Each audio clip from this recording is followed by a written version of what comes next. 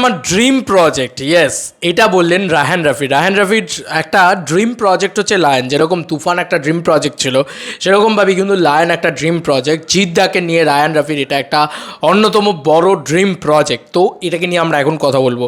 বন্ধুরা, কালকে রায়হান রাফি নিজে ইন্টারভিউ দিয়ে দিয়েছে, সেখান থেকে অনেক অনেক তথ্য আমরা কিন্তু উঠে আসতে দেখতে পেয়েছি। ইভেন কি তিনি বলছেন যে তিনি যে কথাটা রেখেছেন, মানে তিনি যে কথাটা বলেছেন সেটা কিন্তু তিনি রেখেছেন, এটা মানতেই হবে। তিনি কিন্তু সেই সময় বলেছিলেন যে এপার বাংলা থেকে একজনকে নিয়ে এবং ওপার বাংলা থেকে একজনকে নিয়ে কিন্তু আমি পরবর্তী ছবিটা নির্মাণ করব। সেটা কিন্তু উনি করেছেন। তখন তো অনেকে অনেক কথা বলেছিল যে হ্যাঁ, রায়হান রাফির সাথে কারুরই কথা হয়নি, তাহলে জিদ্দার সাথে উনি কী করে ছবিটা করলেন। আরও একটা কথা, জিদ্দা নাকি নিজের ছবির রাইটস বিক্রি না হলে পরবর্তী ছবি অ্যানাউন্স করতে পারবে না, মানে নিজের যে 3টে ছবি, তাহলে কী করে অ্যানাউন্স করলো লায়ন? তো এই প্রশ্নগুলো কিন্তু উঠছে। তার মানে বোঝা যাচ্ছে যে কে হেটার, এটা কিন্তু ক্লিয়ার হয়ে যাচ্ছে, বা কারা হেটার। আমরা মূলত যেটা নিয়ে কথা বলবো সেটা হচ্ছে রায়হান রাফি নিজে বলছেন এটা রায়হান রাফির ড্রিম প্রজেক্ট। ইয়েস বন্ধুরা, এসকে আনন্দ তো একদম পুরো ফর্মে আছে এখন, যেহেতু জিত দাঁড়িয়ে।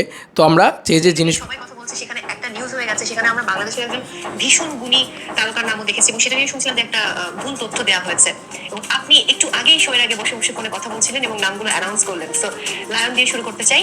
আমি শুনেছি যে 3টি ধাপে বোধহয় আসবে, বা 3টি সিজন হবে আসবে, এরকম কিছু একটা। কি বলতে চাইবেন? লায়ন, হ্যাঁ, লায়ন 3টা পার্টের ছবি। লায়ন মানে বড় একটা স্বপ্ন, আর এটা ফ্র্যাঞ্চাইজি আমি বানাতে যাচ্ছি উপর বাংলার সঙ্গে। হ্যাঁ, আমি ওপার বাংলার ব্যাপার, আমি একটা ইন্টারন্যাশনাল প্রজেক্ট টাইপের করতে চাচ্ছি। সেটা আসলে কারণ এখন সিনেমা আসলে শুধু বাংলাদেশ কেন্দ্রিক ভাবলে হবে না, এটা সারা পৃথিবীব্যাপী আমাদের সিনেমা এখন আমেরিকা, অস্ট্রেলিয়া, কানাডা সারা পৃথিবী চলে। তো ইন্টারন্যাশনাল ভাবে সরি টু মাচ সরি আমাদের প্রায় 65% শুটিং সাগরে, ও মাই গড, তো জাহাজে। তো সবকিছু মিলে একটা অন্যরকম প্রজেক্ট হতে যাচ্ছে, এবং ইন্ডিয়ার সবচেয়ে বড় সুপারস্টার জিৎ, এটা বলার। এবং আমার অনেকদিন ইচ্ছা ছিল তার সাথে আমার কাজ করার, এবং আমরা অনেকদিন প্ল্যান করছিলাম এরকম কিছু একটা বড় কিছু একটা করবো। আর যখন বড় বড় আর্টিস্ট একসাথে থাকে, জিনিসটা প্রোডাকশনটা ভ্যালুটা ক্রিয়েট হয় আর কি।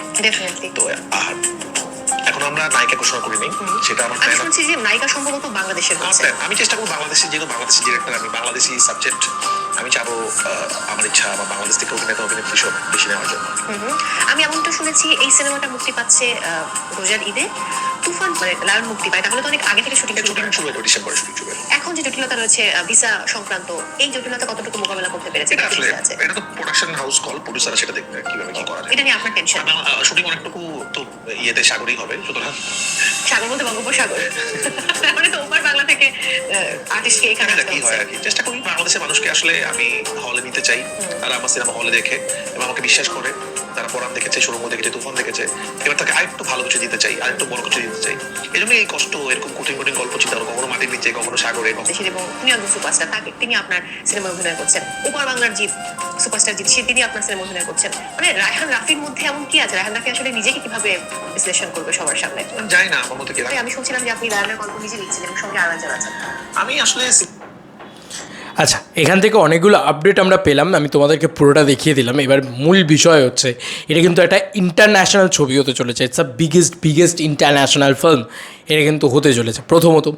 সেকেন্ডারিলি আমরা কিন্তু রায়হান রাফির মুখ থেকে অনেক কিছু আপডেট লায়ন সম্পর্কে পেলাম, যেটা বঙ্গোপসাগরের ভিতরে হবে, সাগর বেসড হবে, জাহাজের ভিতরে মূলত শুটিং হতে চলেছে, ঠিক আছে, ইত্যাদি। ভিসা প্রবলেম হবে না, যেহেতু সাগরের ভিতরে শুটিং হবে, যেটা অনেকেই বলছিল যে ভাই কী করে হবে, কী বৃত্তান্ত, ইত্যাদি ইত্যাদি।